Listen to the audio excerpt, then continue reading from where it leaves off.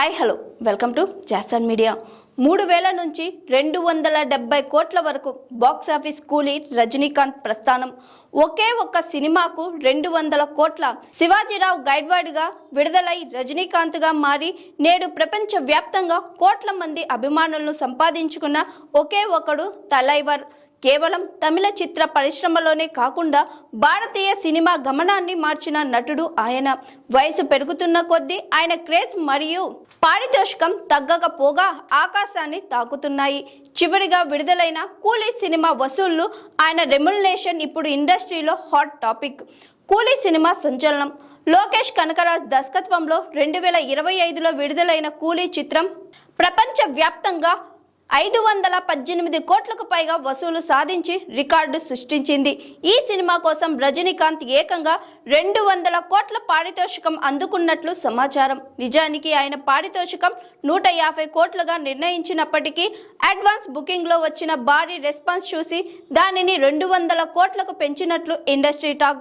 దీనికి ముందు వచ్చిన వెటియా కోసం ఆయన 125 కోట్లు తీసుకున్నారు. 1975లో అపూర్వ రాగంగల్ సినిమాతో అరంగేట్రం చేసినప్పుడు రజనీకాంత్ అందుకున్న పారితోషికం కేవలం 3000 నుండి 3500 మాత్రమే. నేడు ఆయన ఒక్క సినిమాకు 125 కోట్ల నుంచి 270 కోట్ల వరకు వసూలు చేస్తున్నారు. ఒక నటుడి విలువ 50 ఏళ్ల తర్వాత కూడా ఇలా పెరుగుతూ పోవడం భారతీయ చిత్ర పరిశ్రమలో రజనీకాంత్కు మాత్రమే సాధ్యమైంది. రజనీకాంత్ అభిమానులకు రాబోయే రోజుల్లో పండగే అని చెప్పాలి.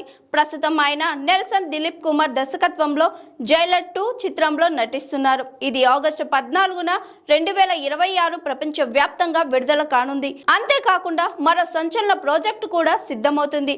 తమిళ చిత్ర పరిశ్రమలోని ఇద్దరు దిగ్గజాలు రజనీకాంత్ మరియు కమల్ హాసన్ దాదాపు 46 ఏళ్ల తర్వాత ఒకే స్క్రీన్ పై కనిపించబోతున్నారు. తలైవర్ 173/KH238 అనే వర్కింగ్ టైటిల్తో రూపొందుతున్న ఈ చిత్రానికి నెల్సన్ దర్శకత్వం వహిస్తున్నారు. అనిరుద్ సంగీతాన్ని అందిస్తున్నారు. ఫలితాలతో సంబంధం లేకుండా రజనీకాంత్ అనే పేరు బాక్సాఫీస్ వద్ద ఒక బ్రాండ్. బస్ కండక్టర్ స్థాయి నుంచి గ్లోబల్ స్టార్గా ఎదిగిన ఆయన ప్రయాణం ఎందరికో స్ఫూర్తిదాయకం. రాబోయే జైలర్ 2 కమల్ హాసన్తో కలయిక భారతీయ సినిమా చరిత్రలో కొత్త రికార్డులను తిరగరాయడం ఖాయమంటున్నారు నెటిజన్స్.